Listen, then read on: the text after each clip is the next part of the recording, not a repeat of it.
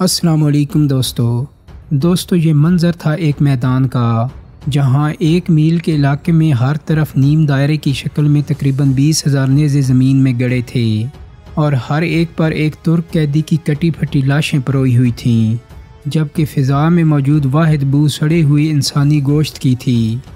مورخ Caroline fungal نے عثمانی سلطنت کی تاریخ پر اپنی کتاب عثمان کا خواب میں والیچیا کے خلاف کارروائی کا مختصر ذکر کرتے ہوئے لکھا ہے کہ سلطنت عثمانیہ کی تابع ریاست والیچیا کی طرف سے سالانہ نذرانے نہ آنے اور اس کے بعد ان کے حکمران ولایت ڈریکولا کی طرف سے اشتعال انگیز اقدامات کی وجہ سے سلطان محمد نے 1462 میں دریائے ڈنوب کے پار جا کر امن و امان بحال کرنے کا حکم دیا۔ جب سلطان نے یورپ میں یہ مہم شروع کی تھی، اس سے تقریباً 10 برس پہلے وہ صدیوں قائم رہنے والی طاقتور بازنطینی سلطنت کی آخری نشانی قسطنطنیہ کو فتح کر کے فاتح سلطان کا لقب حاصل کر چکے تھے۔ اپنے آپ کو سکندر اعظم جیسے فاتحین کی لڑی میں دیکھنے والے اس سلطان کی نظریں اب یورپ میں دور تک دیکھ رہی تھیں۔ سن 1462 میں اس مہم میں ان کا نشانہ سلطنت عثمانیہ کی تابع ریاست والیچیا کے حکمران ولایت ڈریکولا تھے، جو مورخین کے مطابق 3 سال سے سلطان کے سامنے نذرانہ پیش کرنے کے لیے حاضر نہیں ہوئے تھے۔ اس کے علاوہ فلورسکا اور میکنلی جیسے مورخین لکھتے ہیں کہ قسطنطنیہ کے ساتھ ساتھ بلغاریہ، سربیا اور یونان کے زیادہ تر علاقوں پر قبضے کے بعد سلطان میں والیچیا کو اپنی سلطنت کا صوبہ بنانے کا خیال ایک قدرتی بات تھی، اور اس مقصد کی تکمیل کے لیے انہوں نے جرمنی سے مشرق کی طرف بہتے ہوئے کئی ملکوں سے گزر کر بحر اسود میں گرنے والے دریائے ڈینوب کے علاقوں میں کارروائیوں کا حکم دیا تھا۔ دریائے ڈینوب تاریخ میں مشرق سے فتح کی خواہش لے کر مغرب آنے والوں کے لیے اہم رستہ رہا ہے، اور ریاست والیچیا اسی دریا کے شمالی کنارے پر واقع تھی، اور سلطنت عثمانیہ کے درمیان نسلوں سے کبھی اچھے کبھی برے تعلقات کا سلسلہ جاری تھا۔ فلورسکو اور میکنلی لکھتے ہیں کہ اب ریاست کے حکمران شہزادہ ولایت سوم ڈریکولا کی پالیسیوں سے ناخوش سلطان نے اس مسئلے سے نمٹنے کا فیصلہ کیا۔ انہوں نے لکھا کہ ڈریکولا اور فاتح سلطان محمد دوم کے درمیان جنگ ہونا طے تھی، سوال صرف یہ تھا کہ کب۔ دلچسپ بات یہ ہے کہ تاریخ بتاتی ہے کہ بچپن میں فاتح سلطان محمد دوم اور ڈریکولا کا کچھ وقت اکٹھے بھی گزرا، اور اس وقت ان کے استاد بھی ایک ہی تھے۔ ایک طرف مختلف براعظموں پر پھیلی ہوئی مسلمان سلطنت کا شہزادہ اور ولیعہد، اور دوسری طرف یورپ میں اس سلطنت کی کئی تابع ریاستوں میں سے ایک مسیح ریاست کے حکمران کا بیٹا۔ یہ دونوں ایک چھت کے نیچے کیسے اکٹھے ہو گئے؟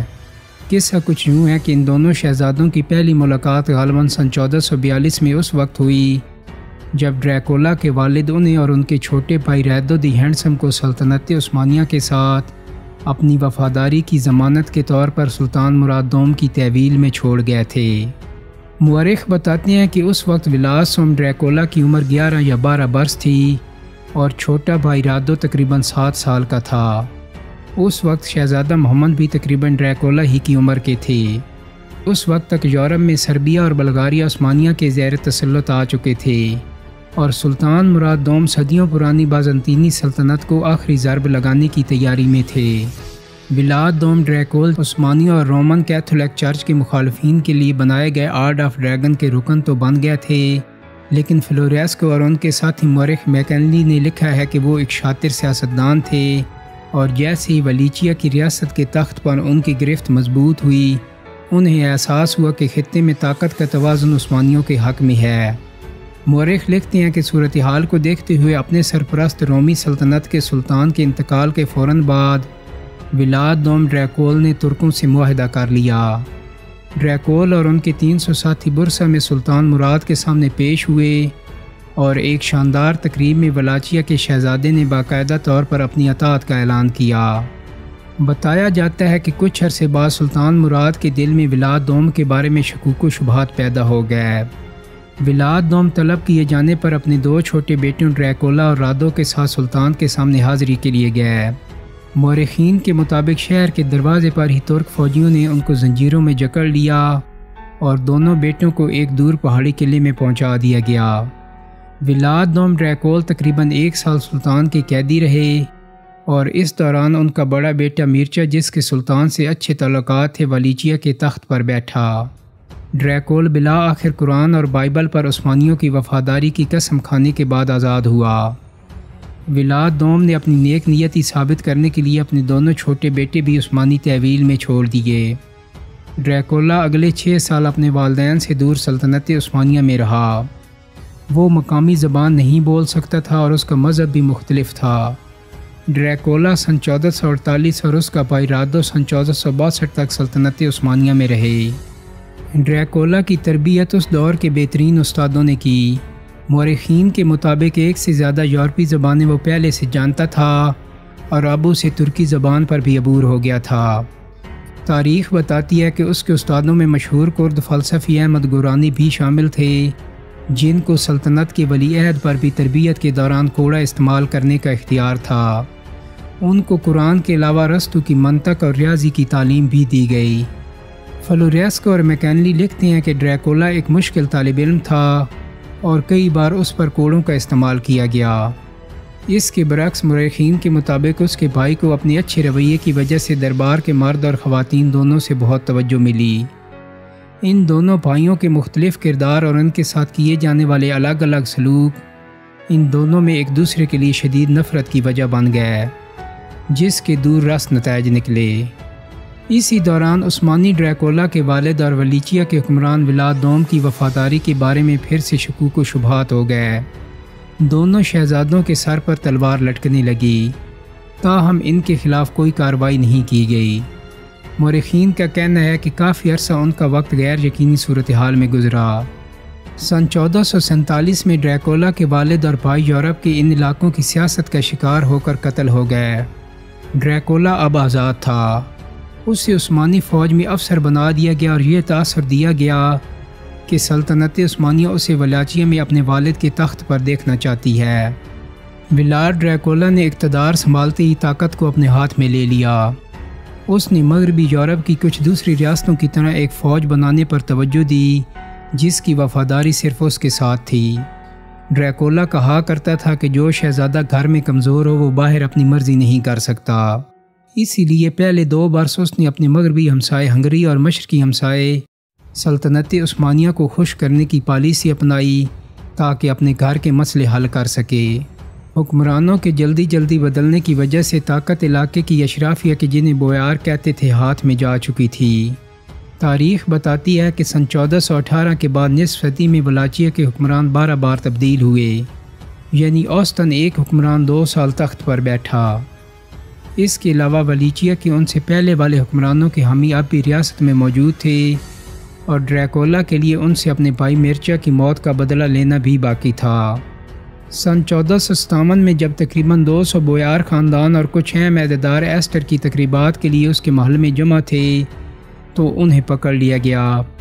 ڈریکولا کے فوجیوں نے ان میں سے بڑی عمر کے افراد کو ان کے جسم میں نیچے سے میخیں گاڑ کر شہر کی دیواروں کے باہر ڈنڈوں پر لٹکا دیا۔ ان خاندانوں کے صحت مند افراد کو ان کے بزرگوں کے زمانے کے ایک پرانے قلعے کے کھنڈرات کی مرمت کے لیے دور ایک پہاڑی چوٹی پر لے جا کر جبری مشقت پر لگا دیا گیا۔ اس قلعے کو قلعہ ڈریکولا کہا جاتا ہے۔ مورخ بتاتے ہیں کہ کسی تابعہ ریاست کے حکمران کے لیے اس طرح کا قلعہ بنانا 2 طاقتور پڑوسیوں ہنگری اور سلطنت عثمانیہ کے احکامات کی خلاف ورزی تھی۔ کہا جاتا ہے کہ اس قلعے میں ایک خفیہ راستہ تھا جس کے ذریعے سن 1462 میں جب اس سے اقتدار چھنا تو ڈریکولا فرار ہونے میں کامیاب ہوا۔ تاریخ دانوں نے اس زمانے کی ایک جرمن شخصیت مائیکل بہم کا حوالہ دیا ہے جس نے اٹلی کی ریاستوں سے کچھ سفیروں کی ڈریکولا کے دربار میں آمد کے ایک واقعہ کا ذکر کیا تھا۔ مائیکل نے لکھا ہے کہ ان کی معلومات کے مطابق ان سفارتکاروں نے ڈریکولا کے سامنے تعظیم میں اپنی بڑی ٹوپیاں تو اتاریں لیکن ان کے نیچے پہنی جانے والی سکل کیپ سر پر رہنے دی اور کہا کہ ان کی روایت کے مطابق سکل کیپ تو سلطان کے سامنے بھی نہیں اتاری جاتی۔ کتاب میں مزید بتایا گیا کہ ڈریکولا نے یہ سن کر ان سب کے سکل کیپ پر ان کے سروں میں دیروں میں کیل ٹھوکنے کا حکم دیا اور اس دوران وہ ان سفیروں سے کہتا جاتا تھا کہ یقین کریں میں تو آپ کی روایت مزید مضبوط کر رہا ہوں۔ دوستو جیسا کہ پہلے ذکر ہو چکا ہے کہ ڈریکولا نے سن 1459 کے بعد سلطنت عثمانیہ کو نذرانہ دینا بند کر دیا تھا اور اس کے علاوہ بھی سلطنت کے مطابق اشتعال انگیز کارروائیوں میں ملوث رہا۔ سلطنت عثمانیہ اور ڈریکولا کے درمیان رابطے بھی ہوئے، لیکن اس دوران ڈریکولا کے ہاتھوں 2 اعلیٰ عثمانی اہلکار شہید ہو گئے، اور اس نے ترکی زبان پر عبور کا فائدہ اٹھاتے ہوئے عثمانی قبضے میں ایک قلعے کا دروازہ کھلوا کر اسے جلا دیا، اور پھر باقاعدہ جنگ چھڑ گئی۔ ڈریکولا نے مذہب کے نام پر یورپ کی دیگر طاقتوں سے بھی مدد طلب کی، لیکن کچھ معاملوں میں مقامی حالات اور کچھ میں آرتھوڈاکس اور کیتھولک مسیحیوں میں تاریخی اختلافات کی وجہ سے انہیں کچھ زیادہ اچھا رد عمل نہیں ملا، لیکن اس بات نے بھی اسے سلطنت عثمانیہ کے خلاف مقابلے سے باز نہیں رکھا۔ اس نے سلطنت عثمانیہ کے خلاف پورے علاقے میں چھوٹی چھوٹی گوریلا کارروائیوں کا آغاز کر دیا، جبکہ سلطان خود اس وقت ایشیا میں جنگی مہمات میں شریک تھے۔ تاریخ میں ڈریکولا کی جانب سے انہی دنوں میں پوپ کے نام لکھے گئے ایک خط کا ذکر آتا ہے کہ ہم نے 23,884 ترک اور بلغار ہلاک کر دیے، اور ان میں وہ شامل نہیں جنہیں ان کے گھروں میں جلا دیا گیا یا جن کے سر ہمارے فوجیوں نے نہیں کاٹے۔ مورخ بتاتے ہیں کہ ڈریکولا کے ہاتھوں ہلاکتوں اور نقصانوں کا ذکر سن کر سلطان خود 17 مئی 1462 کو ولیچیا فتح کرنے کے لیے روانہ ہوئے۔ ڈریکولا نے جلد از جلد یورپ سے مدد کا مطالبہ کیا کہ اگر اسے شکست ہو گئی تو یہ تمام مسیحیوں کے لیے خطرناک ہوگا، لیکن تاریخ دان لکھتے ہیں کہ اسے متوقع مدد نہیں ملی۔ سن 1462 میں گرمی انتہائی شدید تھی۔ ڈریکولا نے تمام آبادی پہاڑوں، جنگلوں اور دلدلی علاقوں میں بھیج دی۔ عثمانی فوج کو کئی دن کے سفر کے بعد لڑائی کا موقع نہیں ملا اور پیاس کا مسئلہ الگ تھا۔ بالآخر جب سلطان کی فوج ڈریکولا کے دارالحکومت کے قریب پہنچی تو انہوں نے وہ منظر دیکھا جس کا تاریخ میں سب سے زیادہ ذکر آتا ہے۔ ایک نیم دائرے کی شکل میں 1 میل تک ہزاروں ڈنڈے زمین میں گڑے تھے، اور ان پر تقریباً 20,000 ترک فوجیوں کی گلی سڑی لاشیں تھیں، اور ڈریکولا فرار ہونے میں کامیاب ہو چکا تھا۔ سلطان محمد دوم اگلے روز وہاں سے واپس لوٹ آئے اور ڈریکولا کے بھائی رادو دی ہینڈسم کو کچھ ترک فوجوں کے ساتھ وہیں چھوڑ آئے تاکہ وہ مقامی لوگوں کو اپنے ساتھ ملا کر اور اشرافیہ کی حمایت سے اپنے بھائی کی جگہ تخت پر بیٹھ جائیں۔ اس کے بدلے میں ترکوں نے ریاست کی روایتی خود مختار حیثیت کی ضمانت دی۔ ڈریکولا نے فرار ہو کر ہنگری کے بادشاہ سے حمایت طلب کی، لیکن انہوں نے ان کے بھائی رادو کی حمایت کا اعلان کر دیا اور سلطان محمد سے 5 سال کا معاہدہ کر لیا۔ ہنگری کے بادشاہ نے اپنی تمام سرحدوں پر سیاسی صورتحال کا جائزہ لیتے ہوئے ڈریکولا کو گرفتار کر لیا، لیکن یورپ میں ڈریکولا کی گرفتاری کے خلاف ایک لہر دوڑ گئی، کیونکہ چند ماہ پہلے ہی وہ ترک فوجوں کا مقابلہ کرنے اور ان کے مطابق شکست دینے کی وجہ سے سب کا ہیرو بنا تھا۔ تاریخ دان لکھتے ہیں کہ ڈریکولا کا درجہ کسی عام قیدی کا نہیں تھا، بلکہ ایک عرصے کے بعد وہ ہنگری کے دربار میں بھی بیٹھنے لگا تھا۔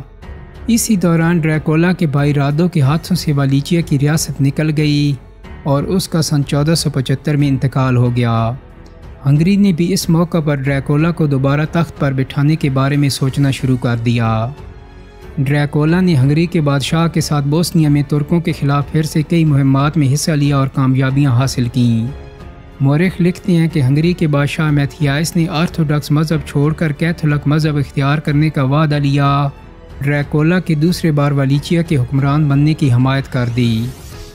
ڈریکولا نومبر 1476 میں آخری بار تخت نشین ہوا اور اگلے ہی مہینے دسمبر میں لڑائی میں ترکوں کے ہاتھوں مارا گیا۔